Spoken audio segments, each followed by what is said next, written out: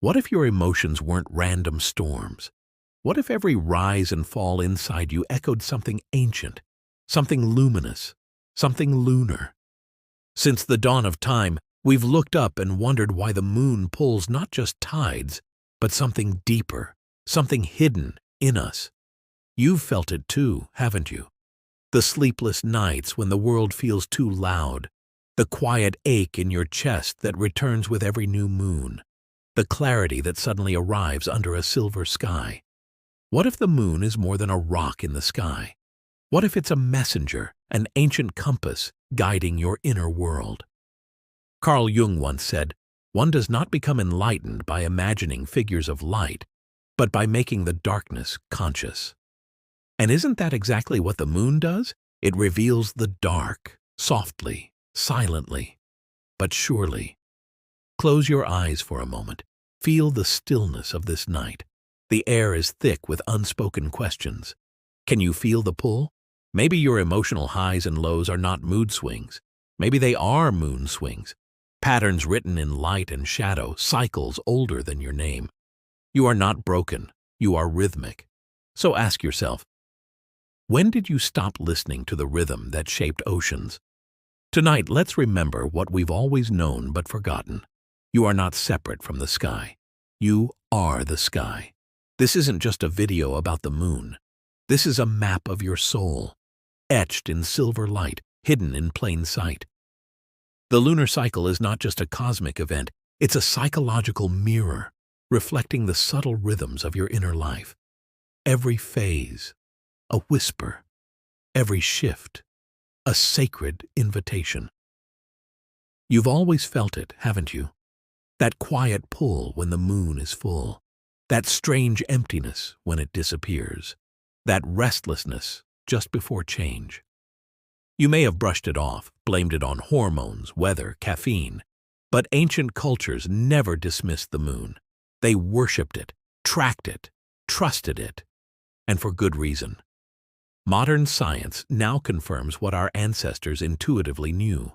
Moon phases influence sleep, fertility, energy, mood and even decision-making. But beneath the data lies a deeper truth.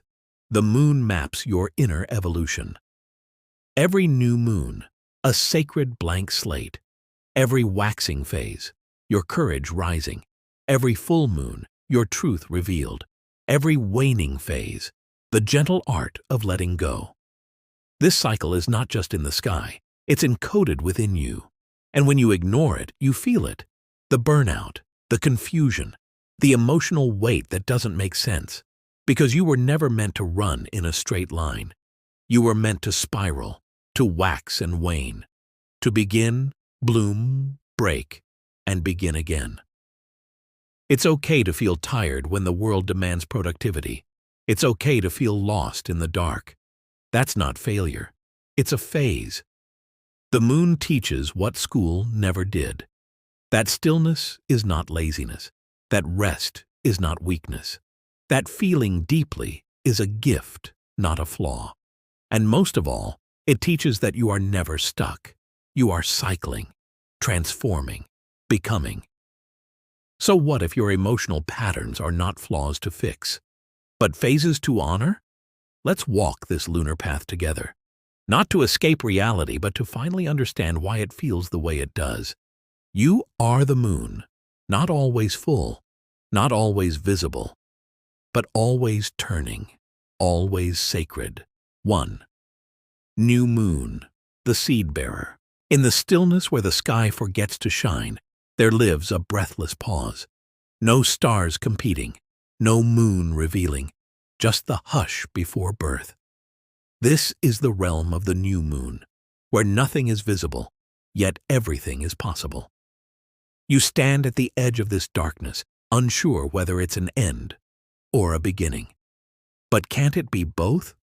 The world tells you to be loud, to move fast, to have answers.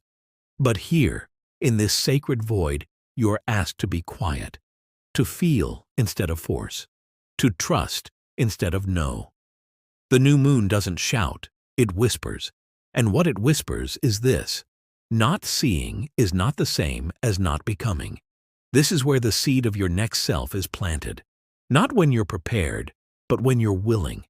You might feel lost right now, floating in a fog of uncertainty, disconnected from vision or direction.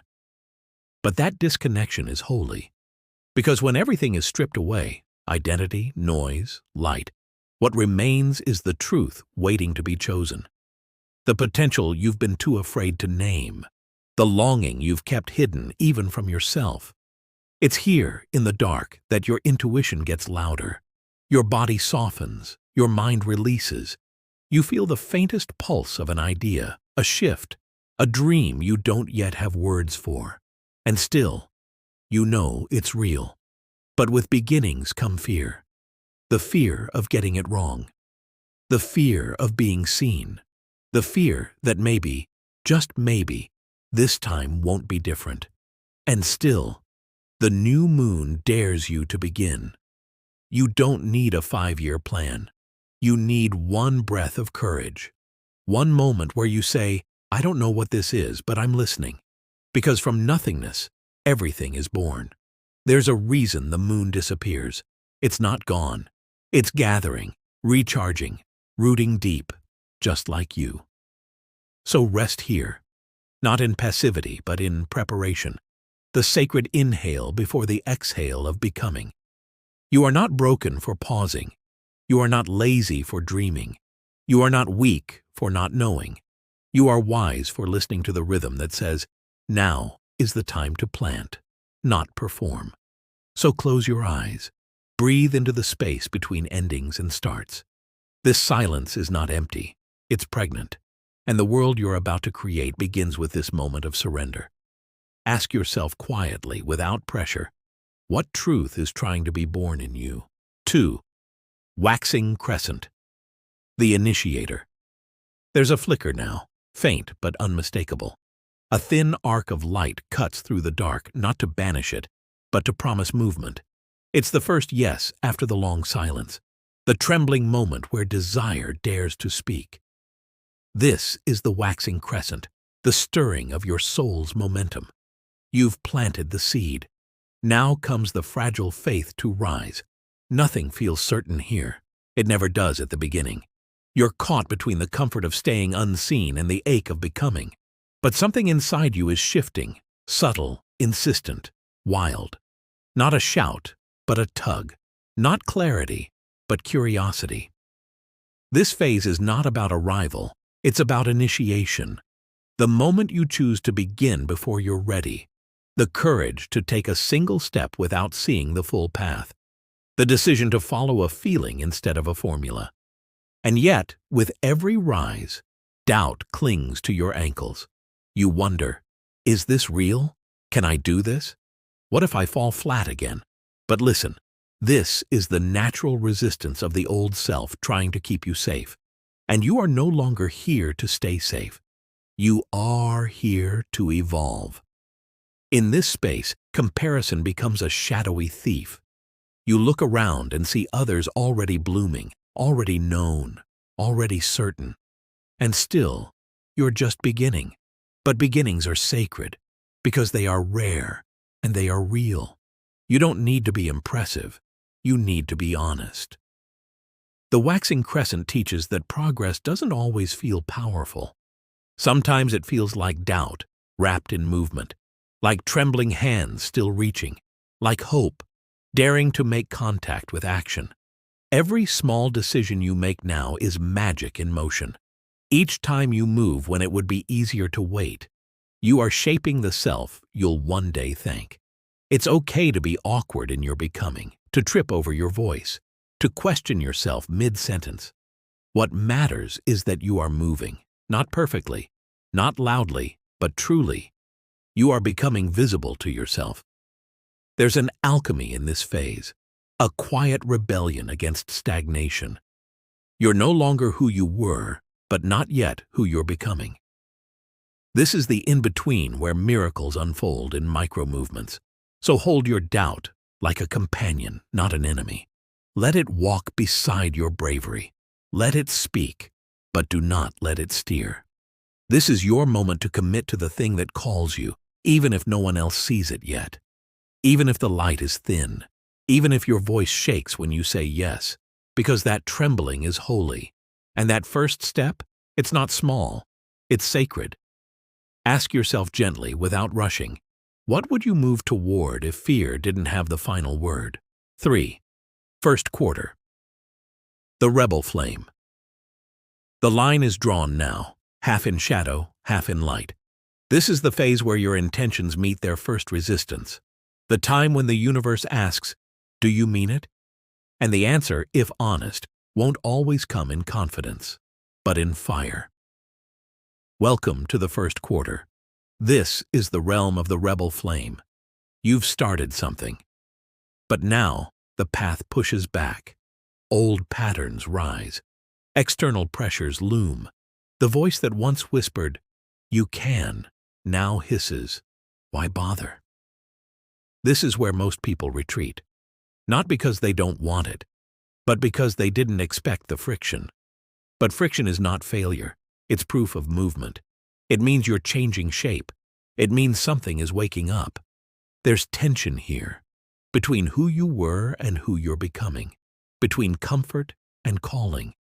And that tension is sacred. It sharpens you. It burns away the excess. It tests not your strength, but your devotion.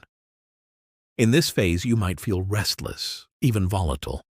Your energy spikes, but so does your self-doubt.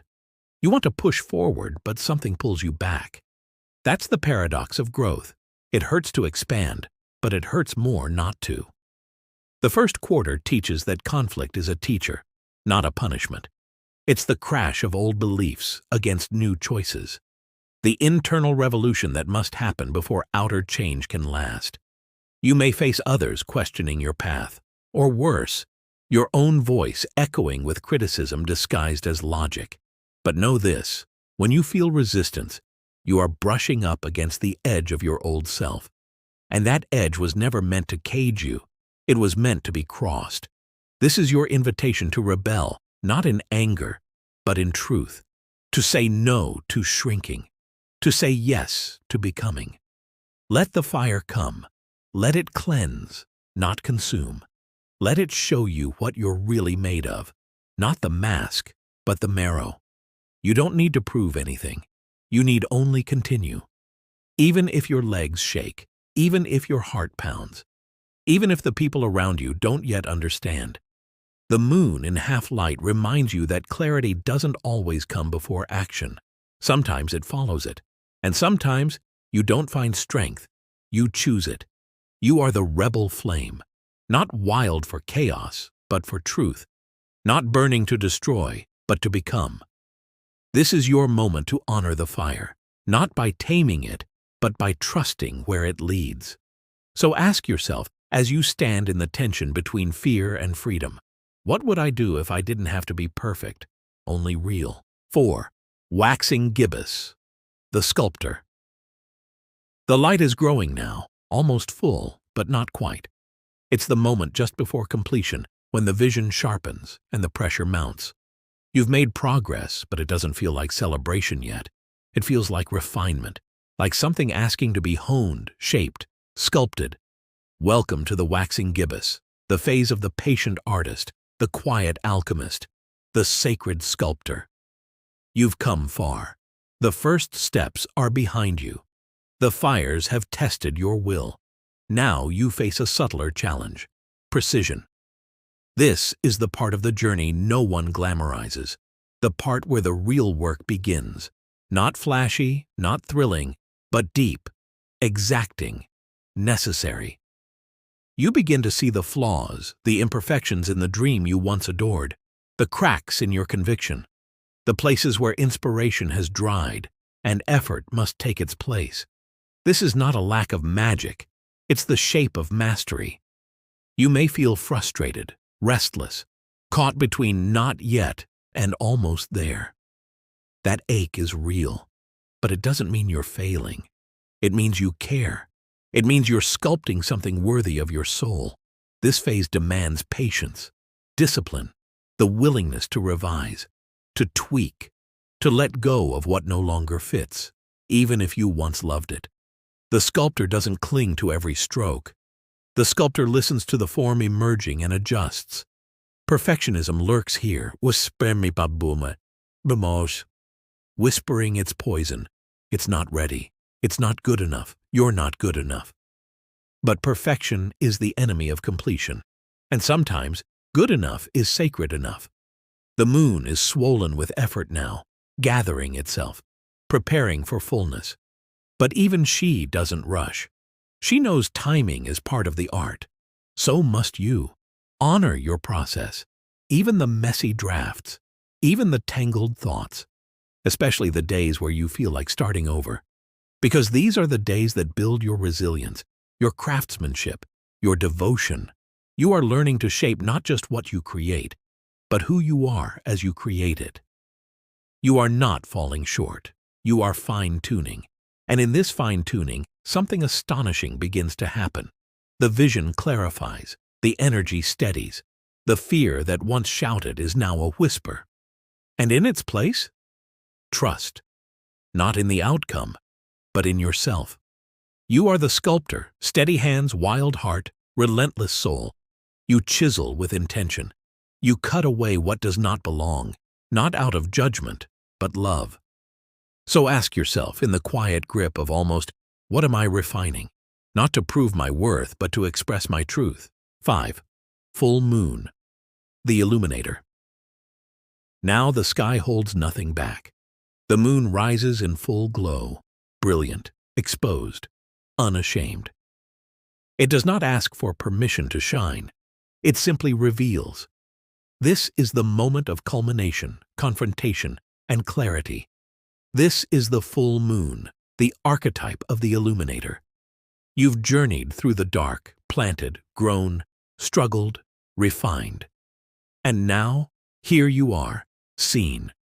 Everything is visible under this light, not just your progress, but your pain, not just your truth, but your illusion. The full moon does not discriminate. It reflects all of it. There is a strange kind of power in being seen. Terrifying, yes, but liberating. The masks you wore so easily begin to slip, not because you're trying to impress, but because the light no longer lets you pretend.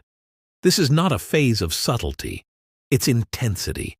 Emotional tides swell, conversations deepen, choices crystallize. You may feel overwhelmed or electrified, but either way, you feel. The volume is up. The soul is speaking loudly now. You might experience revelations here. Truths you weren't ready to see before. Truths about what you want, who you are, what you're no longer willing to accept. There may be grief in this clarity, but also grace. Because even the hardest truths, when finally spoken, set something inside you free. You are being asked to own your radiance. Not the curated version, but the whole, imperfect, evolving self. The part of you that glows and aches, that succeeds and doubts, that wants to be bold and safe. The full moon says, you don't need to hide. Not now. The world is ready for your full presence, even if you're still learning how to hold it. Let this be a time of expression. Say the thing, share the work, cry the tears, laugh loudly, dance under the sky. Let yourself be, without apology. But also, be mindful. The light that reveals can also distort. The ego loves the spotlight as much as the soul loves the truth. So anchor yourself not in external validation, but in inner alignment. Ask not, do they see me? But am I living honestly? The illuminator reminds you your truth is medicine, not just for you, but for others. When you allow yourself to be seen, you give others permission to do the same. And that is how the collective heals, one courageous revelation at a time. So as you stand in the glow of all you are and all you're becoming, ask yourself, what truth am I ready to reflect into the world, even if it scares me? 6. Waning Gibbous. The healer. The climax has passed. The moon begins its retreat, not in weakness, but in wisdom. Its light softens, turns inward.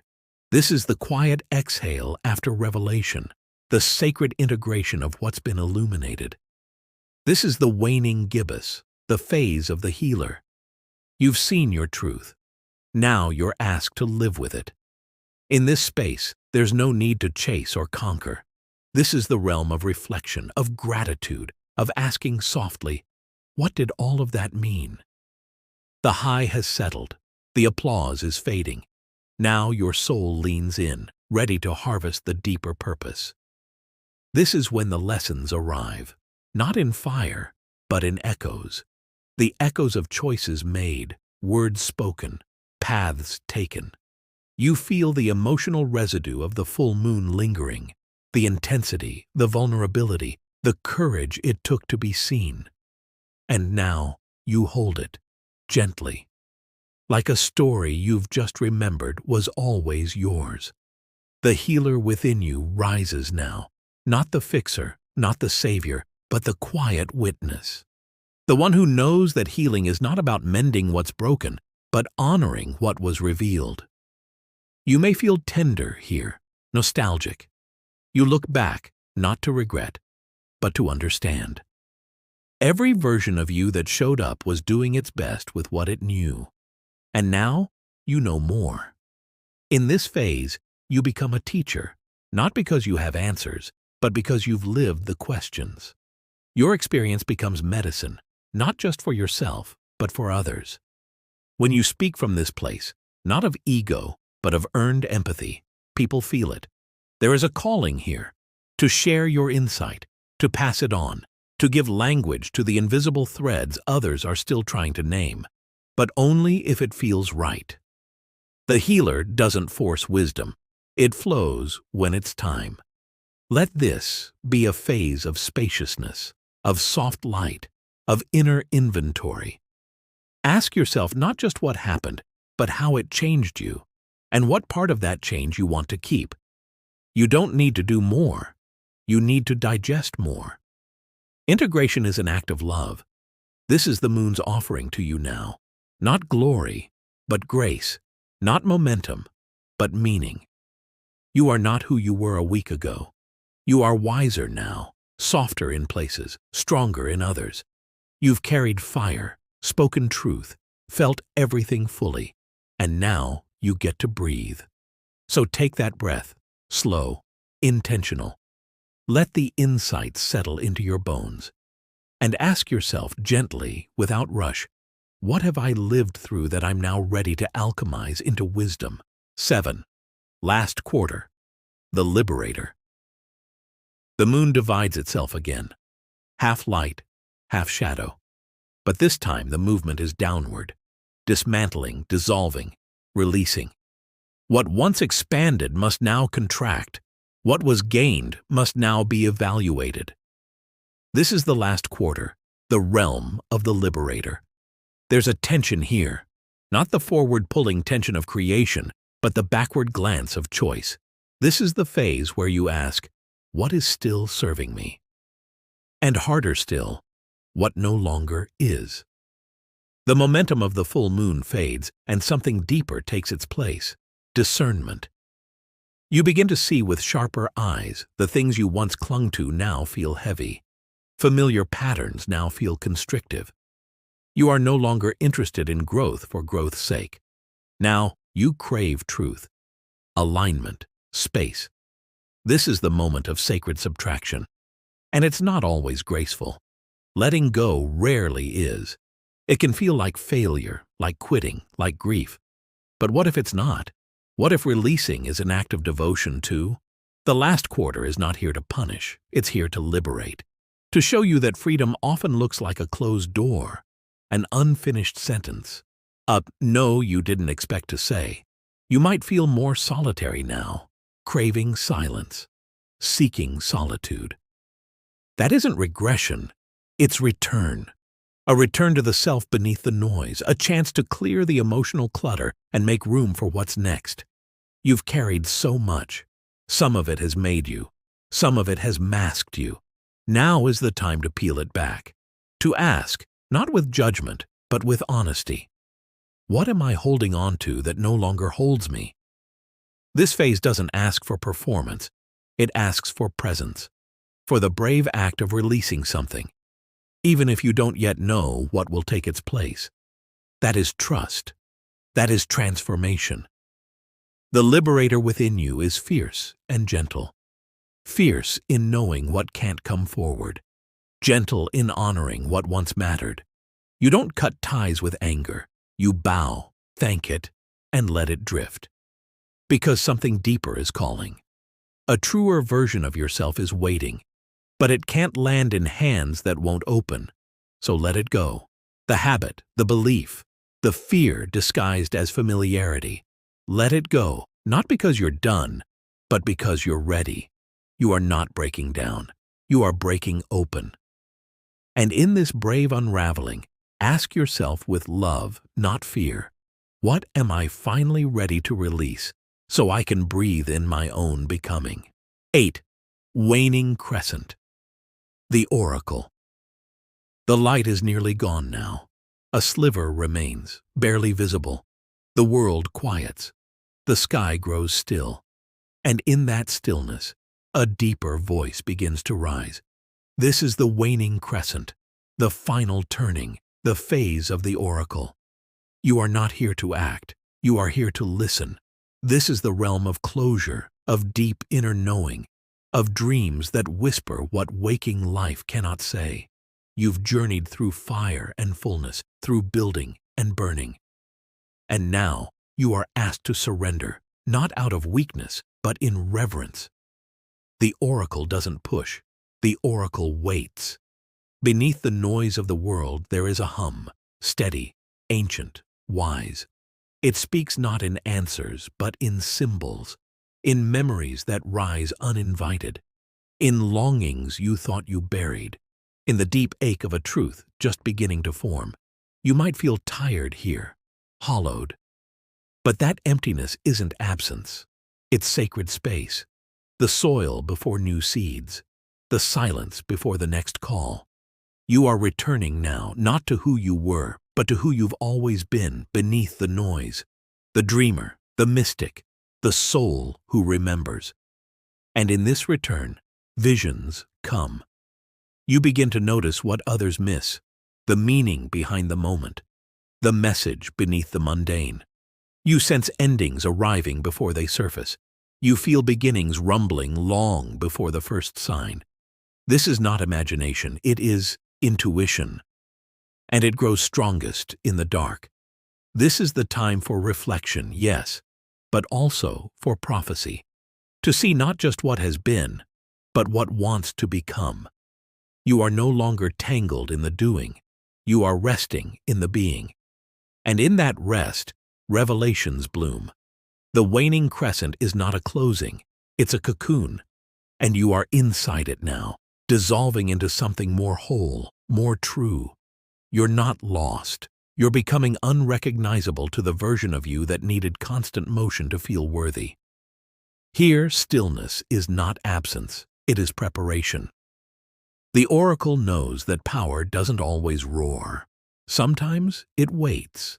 So rest without guilt. Dream without filter. Feel without demand. The cycle is completing, but not ending. You are cycling toward yourself again, deeper this time, quieter, more certain. Let the outer world fade. Let the soul rise. And ask yourself, without expectation, only curiosity, what truth is finally ready to speak now that I'm quiet enough to hear it? You've walked the entire circle now, from darkness to light, from rising to resting, and maybe for the first time you see it. This was never a line you were meant to climb. It was always a spiral, always a rhythm. You didn't fail when you fell apart. You weren't lost when you paused. You were simply obeying a deeper law, older than calendars, louder than logic. The moon has been pulling at you all along, not to control, but to mirror, to remind you that your chaos has a cadence, your sorrow, a season, your fire, a cycle. You didn't come here to be constant. You came to transform. You are not a malfunctioning machine. You are a living moon, waxing with hope, waning with healing, rising with vision, resting with wisdom. And now, the metaphor reveals itself. The light you once sought in the sky, it lives in you. The phases weren't out there. They were in here, all along. Every doubt, every awakening, every letting go. It was never random. It was always return. So feel this moment. Inhale the silence, not as an end, but as a remembering. You are not a body chasing a goal. You are a soul honoring a rhythm. You are the dreamer, the destroyer, the creator, the calm. You are both the seeker and what's being sought. So as you stand now, full of everything and nothing at once, ask gently, what if my becoming was never broken, only beautifully timed? Take a breath right now, not a shallow one. A breath that reaches the parts of you that have been waiting to exhale. The parts that knew all along you were never off track, just out of rhythm. If something stirred in you tonight, name it. Drop into the comments and declare it. What lunar phase are you living in? Not just astrologically, emotionally. Are you planting seeds in the dark, burning through resistance, shedding what no longer serves? Speak it, claim it. Let your words be a mirror for someone else finding their way through their own night. And if this journey touched you, if it helped you remember what your soul has always known, don't keep it to yourself. Share it. Send it to the one friend who always feels too much, the one who questions their waves, the one who needs to know they're part of a larger tide. Like the video to let the algorithm know this message matters. Subscribe if you're ready to follow the cycles, not the noise. And above all, return to yourself, to your phases, to your knowing. Because awakening doesn't just happen in cosmic revelations. It happens in micro-recognitions, like this one. And when this video ends, the real invitation begins. Live this, breathe this, be this. Take one last breath. Let it land in your belly, soft and full. No rush, no pressure, just the quiet knowing that from here, something beautiful begins.